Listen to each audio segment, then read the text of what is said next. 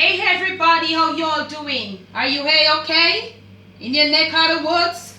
What up? What up? Manners and respect, man. I your girl, Debbie from Yard.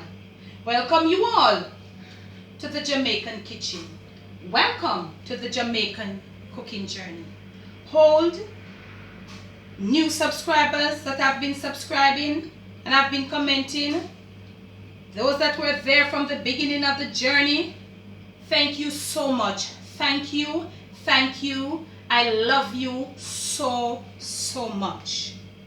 Now today, what I want to do for you is the Jamaican green gungo rice and peas. The Jamaican green gungo rice and peas. RMP, that's my little abbreviation for it. Okay, RMP, rice and peas. Now I have right here, and if you're on the Debbie Debs train, you would see I have a video there where when I got the green gungo and I picked it from the pod, and this is what we have. I picked it was about 2 days ago, so I left it in the freezer. So you can pick it, wash it, and you can freeze it for up to about 8 months in your freezer or your deep freeze. So this is what it is, fresh and as it is from the pod. Okay, y'all? So now, first and foremost, let me tell you about this green gungo. Just a few little tips. It is a very flat piece. It has no flavor. So you have got to put your flavor to it. You've got to make some flavor for it.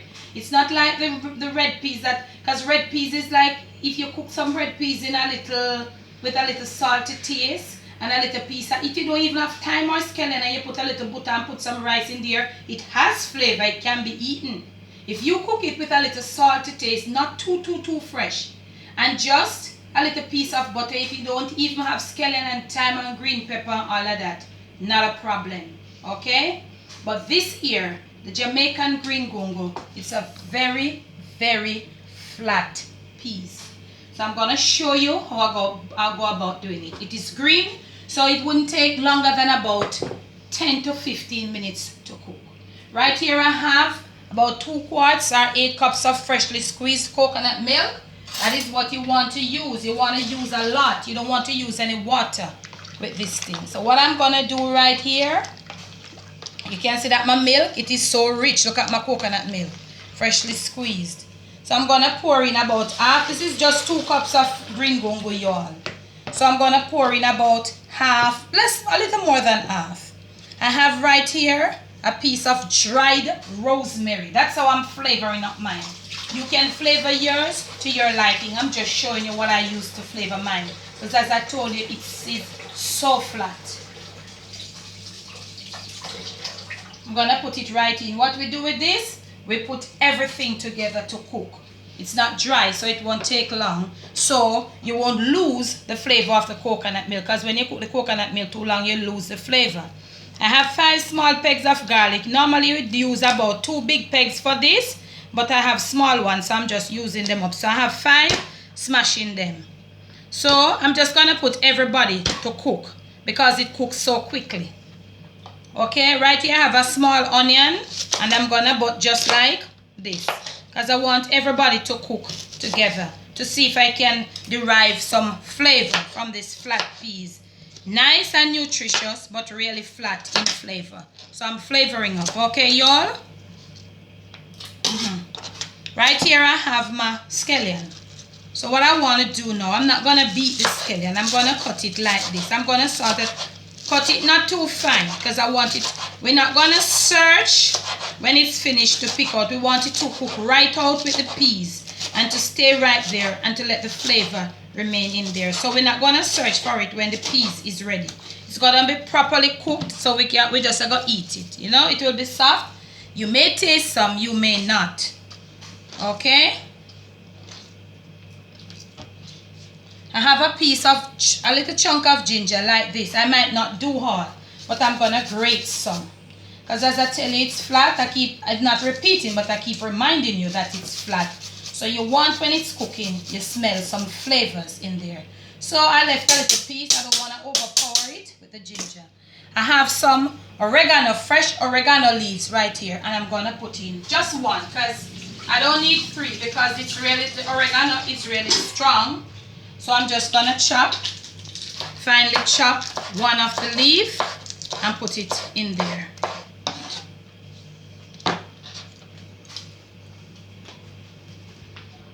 I have some pimento seed, that's a must. And I'm gonna put like about this in there. Now I wanna put in like about half of a tablespoon or less. Yeah, probably about 1/3 of a tablespoon of salt. When it's finished cooking and we're gonna put in the rice, then we'll see if it want more, which it should want a little more, and then we will add it, okay, to taste. Gonna put in a little bit more milk. This won't take long. Remember, it's just 2 cups of green gungo. So we're gonna put it right on now. Yeah. And we're gonna put it on high, start it on high. We're gonna cover the pot halfway. And you're gonna proceed to watch it. Why? Because the coconut milk is in there, and when it starts cooking, the coconut milk foams. So you cover it pathway. In Jamaica we say half mass or something like that, just like this. So if it starts coming up and you're not near to it, you need to pay attention. But you know, sometimes it just happens, it comes right up and you're not near. So when it start to boil and it's foaming coming up, you're gonna lower the flame to like medium or a little less than medium and let it stay there and cook. This should take no longer, when it starts boiling, it should take no longer than 15 minutes to cook. So that's why we put the flavors. We want the flavoring, the herbs and whatever we use to cook with the green gungo and with the coconut milk, because we want to get that flavor. So as soon as it starts boiling and the coconut milk starts foaming like it want to come up, you lower the flame and you still keep it half mass. Scrape around whatever comes out and leave it. When we return, it should be cooked, as I said, 15 minutes.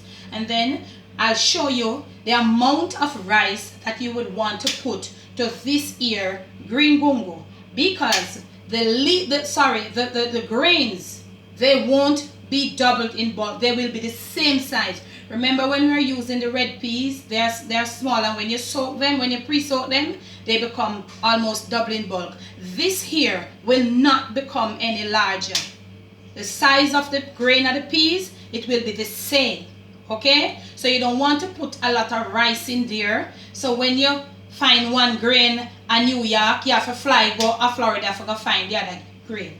I'm going to show you, this is 2 cups, so I'm going to show you how much rice we'll put to derive a decent plate or a decent pot of green gungo, just so that you can see a green gungo in between your rice. Okay, y'all?